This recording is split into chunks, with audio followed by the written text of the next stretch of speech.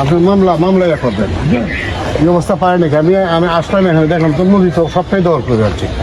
অবৈধভাবে নরসুন্দা নদীতে স্থাপনাকারীর বিরুদ্ধে অ্যাকশনে কিশোরগঞ্জ সদর আসনের সংসদ সদস্য মাজহারুল ইসলাম।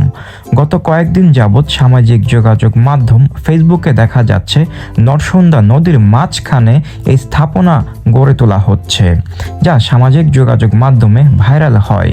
এতে করে এই স্থান পরিদর্শন করে কিশোরগঞ্জ 1 আসনের সংসদ সদস্য মাজহারুল ইসলাম এই দখলদারের বিরুদ্ধে অ্যাকশন নিতে প্রশাসনকে নির্দেশনা দিয়েছেন। নরসুন্দা নদীর মাঝখানে এই স্থাপনাটি কয়েকদিন যাবতই নির্মাণ করতে দেখা যায়, যা সামাজিক যোগাযোগ মাধ্যমে সবার দৃষ্টিতে আসে।